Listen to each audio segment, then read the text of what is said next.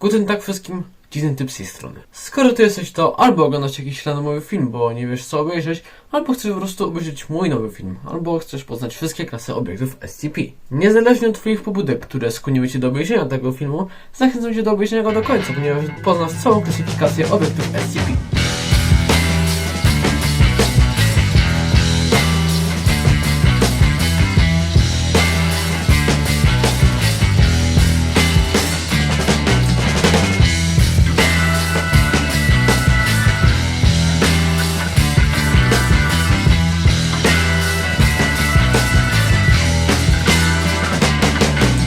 Na początku są trzy klasy główne, czyli klasa bezpieczna i Etiquetter. Klasa bezpieczna. Klasa ta jest nadawana obiektom nie sprawiającym problemów w przechowywaniu przez swoją budowę albo nieagresywną naturę. Jednymi z najbardziej znanych SCP od tej klasyfikacji są SCP-999 i SCP-5000. Klasy Euclid. Klasa ta nadawana jest obiektom sprawiającym jakieś problemy w przechowywaniu i stanowią większe zagrożenie, jeśli uciekną, lub są jakkolwiek świadome, bądź są humanoidem. Niemalże każdy obiekt SCP będący świadomy lub będący humanoidem jest oznaczony klasą Euclid. Kilkoma z najpopularniejszych obiektów o tej klasie są SCP-173, SCP-049 i SCP-096. Klasa Keter. Klasa ta nadawana jest obiektom, których zabezpieczenie jest ekstremalnie trudne lub niemalże niemożliwe, a ich wyłom przechowawczy będzie katastrofalny w skutkach. Bardzo znanymi niemalże przez każdego czytelnika SCP obiektami o klasyfikacji Keter są SCP-106, SCP-682 czy SCP-1048. Następne są dwie klasy drugorzędne, czyli zneutralizowane i zrozumiane. Klasa zneutralizowane.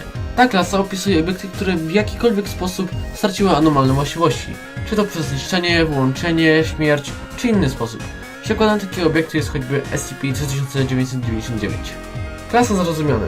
Owa klasa dotyczy obiektów, których anomalne właściwości są możliwe do wyjaśnienia z wykorzystaniem wiedzy naukowej dostępnej ludzkości lub jeśli okazały się fałszywkami, albo są tak powszechne w opinii publicznej, że ich zabezpieczenie jest niepotrzebne lub niemożliwe wręcz. Takim obiektem jest chociażby SCP-4734-EX, bo ciekawostka, tak oznacza się właśnie obiekty zrozumione, dodaje się EX na końcu. Następne na liście są klasy ezoteryczne. Klasy ezoteryczne nie powinny być uważane za standardowe i nie powinny być powszechnie używane, tylko w momencie, kiedy naprawdę jest taka potrzeba.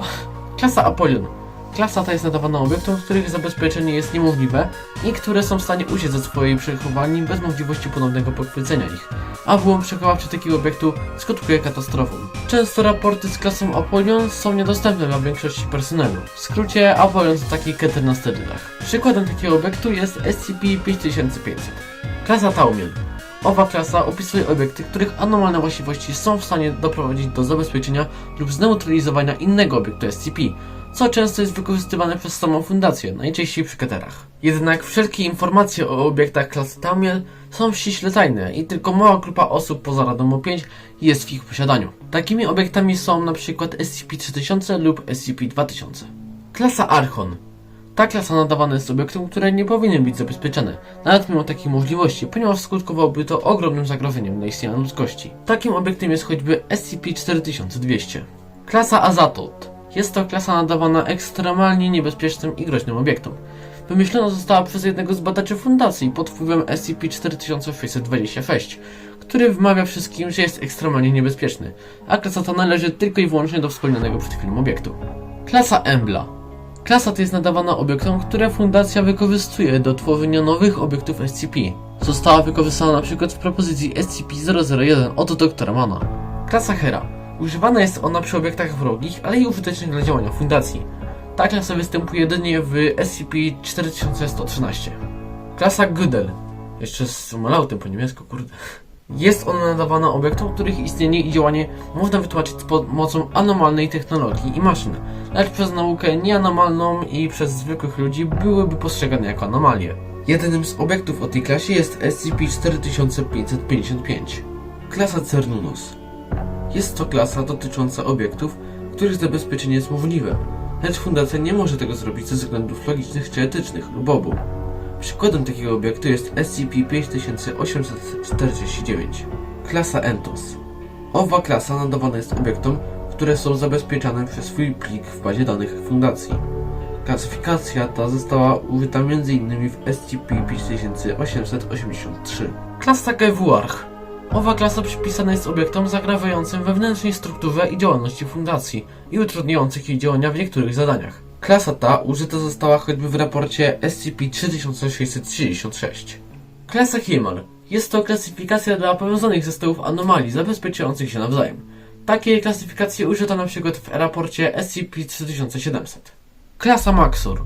Ta klasa dotyczy obiektu podzielonego na kilka części, będące same z siebie anomalne, lecz nie mogą się znajdować blisko siebie. Jest ona użyta choćby w propozycji SCP-001 DJ Cactusa i Twisted Gears. Klasa Netzach.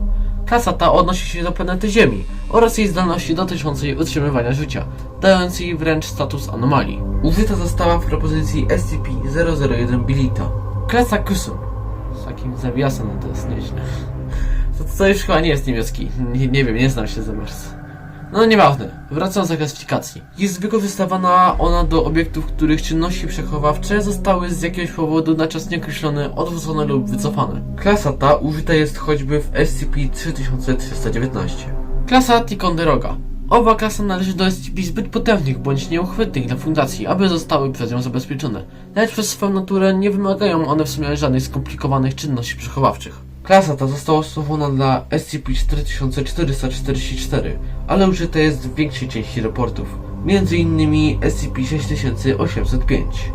Klasa Jesod. Odnosi się ona do obiektu będącym fundamentem działania fundacji. Nawiązuje do pojedynczego ślepego punktu oraz jego struktury służącej do ochrony dowództwa 5, Komitetu Destrofetyki, Programu Badań Taumaturgicznych w fundacji oraz kilku członków kierownictwa wyższego szczebla pracowniczego. Użyta została ona m.in. w propozycji SCP-001 autorstwa Spike Brennana. Klasa Spiritual.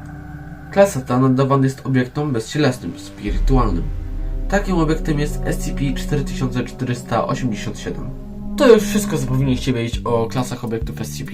Tutaj i tak wspomniałem o wielu rzeczach, o których nawet ja nie wiedziałem i założę się, że większość z was też nie wiedziała. No chyba, że oglądaliście film Piofiego, którym się inspirowałem robiąc ten materiał. To pewnie wiedzieliście, bo większość rzeczy w tym materiale było czerpanych z tego filmu Piofiego oraz artykułu na SCP Wiki o wszystkich klasach obiektów. Więc tam zapraszam po więcej informacji, bo tutaj i tak nie wspomniałem o absolutnie wszystkim. Szybko jeszcze dwie informacje. 25 lipca ma wyjść DLC Ruin do Security Breach. Mówiłem, że nagram gameplay z tego DLC. Więc zrobię tę serię na takie 73%, ale możliwe, że jej nie skończę, albo skończę ją dawno po innych, bo 31 lipca mam wyjazd, który może trwać nawet 2 tygodnie. Więc jeśli zrobię ten gameplay, to będę się z tą grą trochę spieszył jednak.